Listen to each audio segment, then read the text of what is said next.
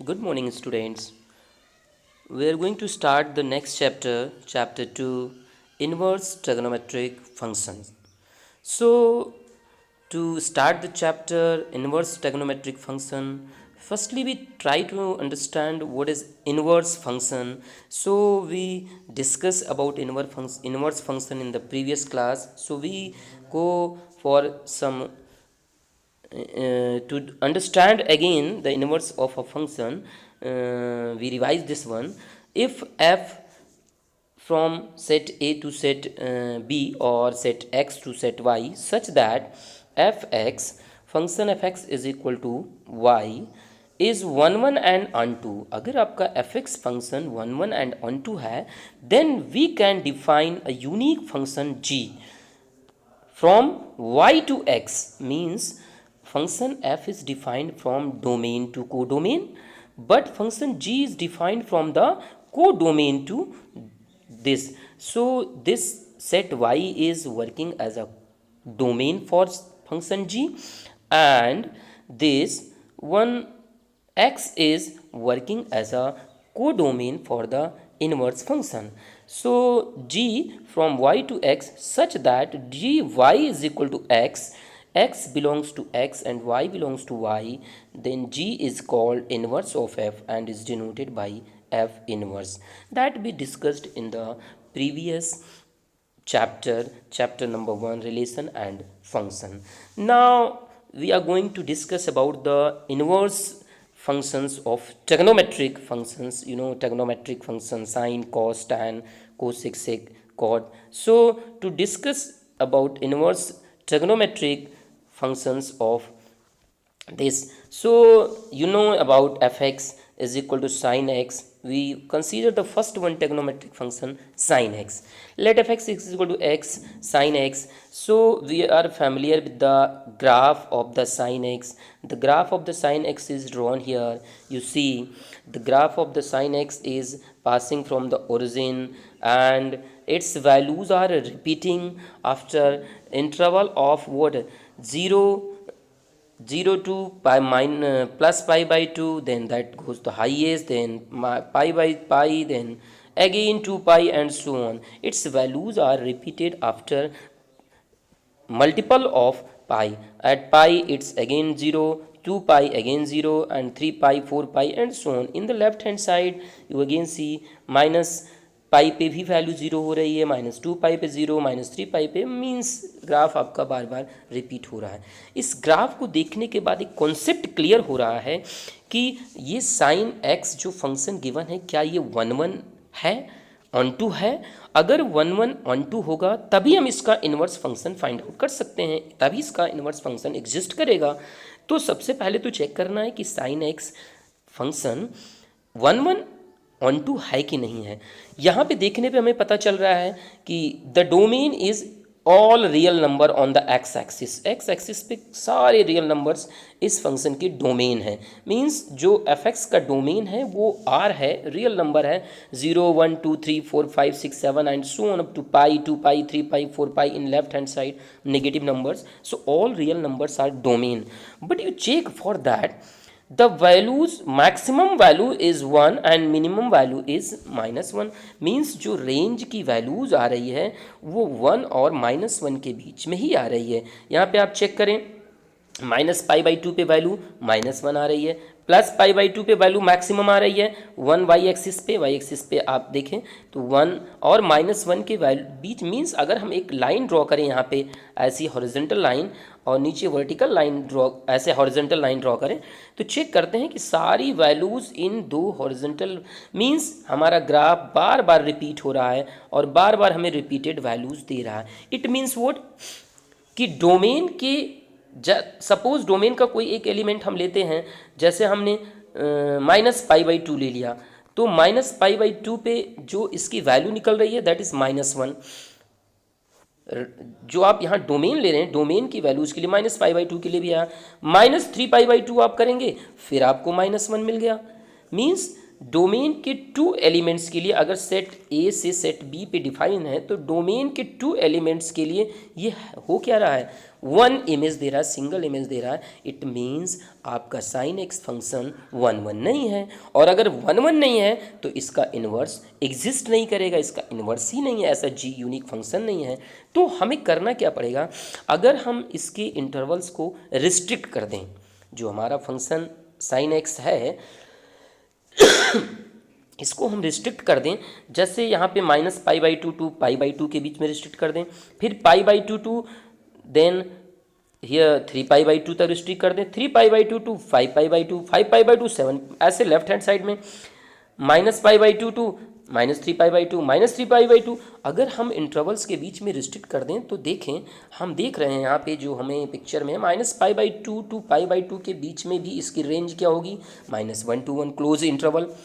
फिर π/2 टू 3π/2 भी इसकी रेंज क्या होगी, वही रेंज होगी। 3π/2, तो ऐसे बहुत सारे इंटरवल्स होंगे जिसके लिए रेंज वही आ रही है। मींस इस इंटरवल की अगर हम बात करें, या इस इंटरवल की बात करें, इस इंटरवल की बात करें, अगर एक सिंगल इंटरवल की बात करें तो हमारा फंक्शन 1 1 हो जाएगा और ऑन टू भी हो जाएगा। मीन्स अगर इस पर रिस्ट्रिक्शन अप्लाई की जाए तो साइन एक्स का फंक्शन जो है वो छोटे छोटे इंटरवल्स के लिए 1 1 होगा। जैसे मैंने इस पार्ट के लिए -π/2 टू π/2 अप्लाई कर दिया, अब इसके लिए हमारा फंक्शन क्या होगा, 1 1 भी होगा और ऑन टू भी होगा। ऐसे π/2 टू 3π/2 यहाँ से लेके यहाँ तक फंक्शन अगर रिस्ट्रिक्ट कर दिया जाए तो इस इंटरवल में भी 1 1 एंड ऑन टू है। तो ये डिफरेंट इंटरवल्स के लिए 1 1 एंड ऑन टू है फंक्शन। तो मीन्स अगर हमें इन्वर्स ट्रिग्नोमेट्रिक फंक्शन साइन का निकालना है तो हमें इसको रिस्ट्रिक्ट करना पड़ेगा। मीन्स ये छोटे इंटरवल्स के लिए 1 1 और ऑन टू दोनों है, तो हम इसमें से किसी भी इंटरवल्स के लिए ले सकते हैं और हमारा trigonometric function, then inverse of that trigonometric function is exist. So we define sine inverse from, inverse function का क्या होता है, अगर कोई फंक्शन एफ एक्स आपका x टू y डिफाइन है तो उसका जो f इनवर्स होता है वो कहाँ से डिफाइन होता है, y टू x डिफाइन होता है। मीन्स को डोमेन टू डोमेन वो डिफाइन होता है। मीन्स इनवर्स फंक्शन के लिए जो पहले को डोमेन था वो अब डोमेन बन जाएगा, और जो डोमेन था वो क्या बन जाएगा, को डोमेन बन जाएगा। सो inverse of sine is defined from हुआ डोमेन -1 to 1, जो रेंज था पहले वो डोमेन बन जा रहा है, और जो आपका डोमेन था वो क्या बन जाएगा, रेंज। इस इंटरवल के लिए साइन इनवर्स फंक्शन एग्जिस्ट करेगा। तो ऐसे बाकी इंटरवल्स के लिए भी एग्जिस्ट करेगा, इसके लिए भी एग्जिस्ट कर सकता है, इसके लिए, बट सारे के लिए एग्जिस्ट करेगा। तो ये जो इंटरवल्स है this from 1 to 1 and range -π/2 π/2 means इस पर्टिकुलर रिस्ट्रिक्शन के लिए जो आपको वैल्यूज़ मिलेंगी that values is principal value branch कहलाती है। तो हमारा फंक्शन इसके बीच में इनवर्स ट्रिग्नोमेट्रिक फंक्शन एग्जिस्ट करेगा, साइन इनवर्स एग्जिस्ट करेगा, और ये जो ब्रांच होगी, ये फंक्शन की जो ब्रांच होगी that is principal value branch. इसी -π/2 टू π/2 की रेंज को हम प्रिंसिपल वैल्यू ब्रांच बोलते हैं। बाकी सारी वैल्यूज़ इसकी हैं, ये भी है, ये भी है, सारे इंटरवल्स जो हैं उसके लिए फंक्शन 1 1 एंड ऑन टू है, but that for that restriction, that interval, the function is giving principal value branch. So -π/2 to π/2 is the range of sine inverse function and its domain is -1 to 1. So if we try to define sine inverse x is equal to y, if y is equal, sine y is equal to x, so that is the defined part of the sine inverse function. So sine inverse x is equal to y if sine y is equal to x. We will try to draw the graph of this inverse function. अब हमारे लिए जो domain है वो क्या हो गया है, -1 to 1। तो डोमेन को हम, ये आपका डोमेन हो गया, रेंज हो गया, तो डोमेन को हम एक्स एक्सिस पे रिप्रेजेंट करेंगे 1 2 3 एंड सो ऑन। -1 मीन्स हमारे जो डोमेन की वैल्यू है -1 और 1 के बीच में लाई कर रही है, उससे ज़्यादा नहीं है, तो that's your -1 and that's your 1, इसी के बीच में आपका ग्राफ चलेगा। और जो हमारी रेंज है वो -π/2 टू π/2 है। सो π/2 वाई एक्सिस पे पॉजिटिव ऊपर की तरफ आएगा, निगेटिव नीचे की तरफ। तो आपका यहाँ से ये ग्राफ जो प्लॉट है, ये जो डार्क शेडेड पार्ट में ग्राफ प्लॉट है, that is the graph of inverse sine inverse x. So sine inverse x का ग्राफ भी यहाँ प्लॉट करके दिया गया है। π/2 पे उसकी मैक्सिमम वैल्यू 1 है और -π/2 पे उसकी वैल्यू 1 है। That is close interval means इसमें π/2 और π/2 दोनों इंक्लूडेड है। So this is the graph of sine inverse x. So that is the first trigonometric function sine inverse x. Its range is -π/2 to π/2. Its domain is -1 to 1. Inverse function का domain और codomain इस trigonometric function के लिए clear है, आपको clear होना चाहिए। Now we are going to discuss the next one, cos inverse x. We are going to next trigonometric function cos x. fx is equal to cos x। अब आपको clear हो गया होगा, हमने फंक्शन ले लिया। ये फंक्शन अगर 1 1 ऑन 2 है तो इसका इनवर्स फंक्शन एग्जिस्ट करेगा। अब चेक करते हैं 1 1 है कि नहीं, ऑन 2 है कि नहीं। ये फंक्शन cos x का ग्राफ यहाँ पे प्लॉट है, आप देख सकते हैं पिक्चर में। cos x का ग्राफ आपको विजिबल है इजी वे में।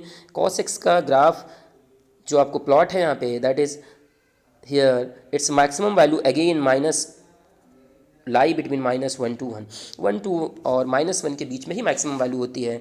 एंड इसका डोमेन क्या है, all real numbers. So all real numbers means cos x जो फंक्शन आपका है that is defined from domain from real number and it's range is also in closed interval -1 to 1। इसका भी domain real number है और जो range आ रही है वो -1। अब ये फंक्शन डिफरेंट इंटरवल्स में आप यहाँ पे देखें ग्राफ में, तो डिफरेंट इंटरवल्स में रिस्ट्रिक्शन अगर लगाया जाए तो वो 1 1 होगा। अगर मैं यहाँ से 0 से और पाई के बीच में रिस्ट्रिक्शन लगा दूँ तो ये 1 1 होगा। पाई टू 2 पाई के बीच में रिस्ट्रिक्शन लगा दें तो ये 1 1 होगा।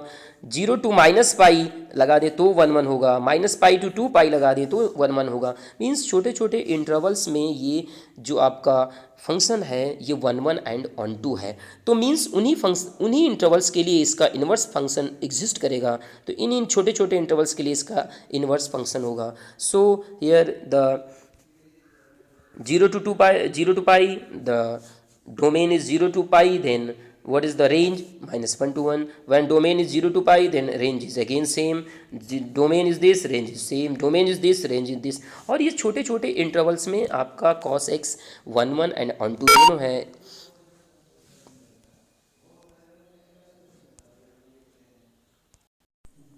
सो cos इनवर्स फंक्शन आपका cos inverse function is now defined because that is cos x is 1 1 between different intervals.